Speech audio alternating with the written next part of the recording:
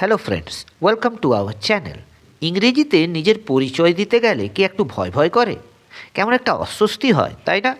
মাথার মধ্যে চলতে থাকে কি বলবো, কোথা থেকে শুরু করব, যদি ভুল হয়ে যায়। এই ফিলিংসটা কিন্তু একদম নর্মাল। তবে চিন্তার কোনো কারণ নেই।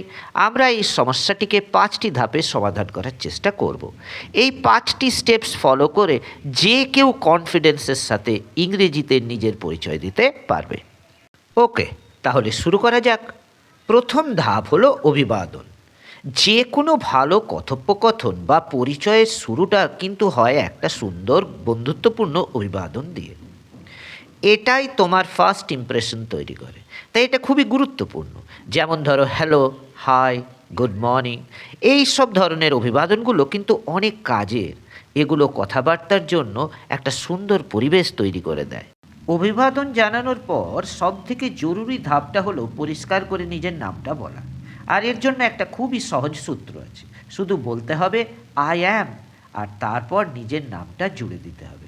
যেমন যদি কারো নাম হয় রিয়া, সে শুধু বলবে আই এম রিয়া। একদম সহজ আর সরাসরি। এবার চলো আমরা 3 নম্বর ধাপে যাই।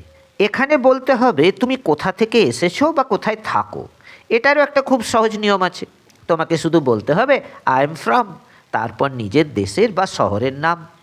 উদাহরণ হিসাবে যদি কেউ কলকাতা থেকে এসে থাকে, তাহলে সে বলবে আই এম ফ্রম কলকাতা। এতে তোমার পরিচয়টা আর একটু পূর্ণতা পাবে। 4 নম্বর ধাপে তুমি বলতে পারো তুমি কি করো।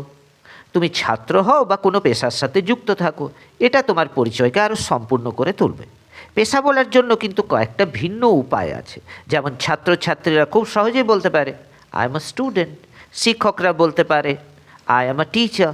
অথবা কেউ যদি কোনো অফিসের কাজে যুক্ত থাকে, সে বলতে পারে আই ওয়ার্ক অ্যাট, এবং তারপর অফিসের নাম। এবার আমরা চলে যাচ্ছি আমাদের 5ম বা শেষ ধাপে, যেটা তোমার পরিচয়ের মধ্যে একটা ব্যক্তিগত ছোঁয়া যোগ করে। যদিও এই ধাপটা তোমার ইচ্ছের উপর নির্ভর করে। এটা বললে কথোপকথনটা আরও আকর্ষণীয় হয়ে ওঠে। নিজের পছন্দের বিষয়টা বলা খুব সহজ। শুধু বলো আই লাইক, আর তারপর তোমার শখের কথাটা যোগ করে দাও। যেমন কেউ যদি বই পড়তে ভালোবাসে, সে বলবে আই লাইক রিডিং বুকস। এটা তোমার ব্যক্তিত্ব সম্বন্ধে একটা ছোট্ট ধারণা দেয়। এতক্ষণ আমরা ছোট ছোট ধাপগুলো দেখলাম।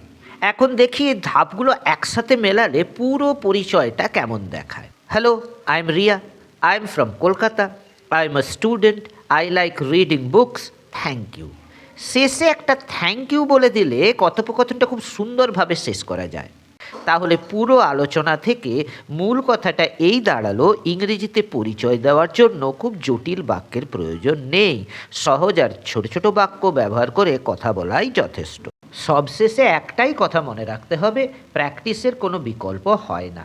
এই সহজ ধাপগুলো যত বেশি অনুশীলন করা যাবে, কথা বলার সময় ততই স্বাচ্ছন্দ্য আসবে, সাবলীলতা বাড়বে। আজ এই পর্যন্ত। পরের ভিডিওতে আবার দেখা হবে। ভিডিওটি ভালো লাগলে একটা লাইক দাও ও চ্যানেলটি সাবস্ক্রাইব করে দাও।